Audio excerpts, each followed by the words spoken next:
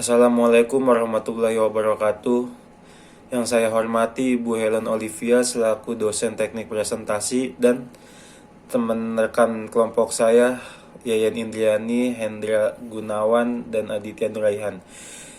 Saya Muhammad Dafa Adiansa dari kelompok 4 ingin berpidato tentang pendidikan. Pertama, marilah kita dengan senantiasa memanjatkan rasa syukur atas kehadirat Tuhan Yang Maha Esa karena atas berkat rahmat serta pertolongannya kita semua masih diberi umur untuk bisa berkumpul di sini dalam rangka pembacaan teks pidato dengan tema pendidikan.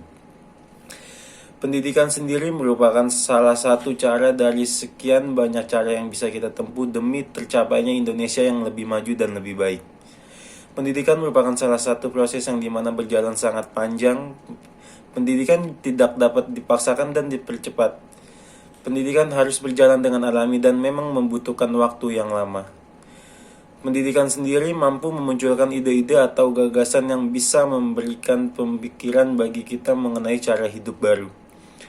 Bagaimana dengan pendidikan kita bisa memikirkan sesuatu yang sebelumnya sama sekali tidak terlintas dalam benak pikiran kita. Dalam hal fisik sendiri, bangsa Indonesia merupakan sebuah bangsa yang merdeka dan bebas dari penjajahan. Namun tahukah teman-teman dan bapak ibu dosen semua bahwa bangsa kita ini masih terjajah dalam segi pendidikan? Tingkat kebodohan dan putus sekolah yang masih tinggi di Indonesia seakan menunjukkan bahwa kita memang belum serius membina pendidikan di negeri ini. Teman-teman perlu tahu, di negara lain mereka bisa membuat mobil, membuat sepeda motor, membuat TV canggih, membuat roket, membuat pesawat, membuat HP, dan barang elektronik lainnya. Tetapi mengapa kita tidak bisa seperti mereka?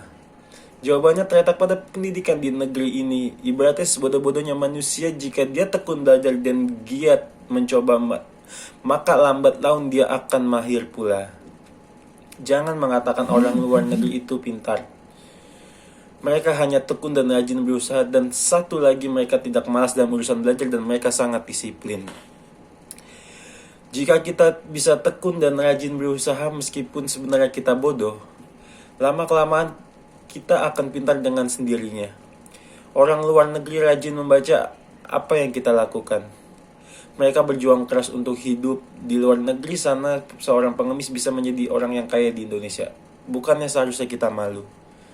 Sekali lagi, pendidikan merupakan jalan yang sangat menentukan bagi masa depan bangsa ini.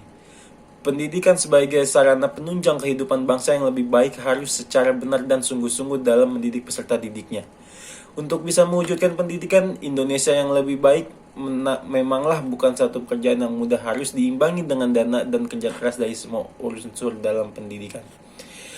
Pendidikan juga harus dilengkapi dengan pelajaran sopan santun dalam masyarakat.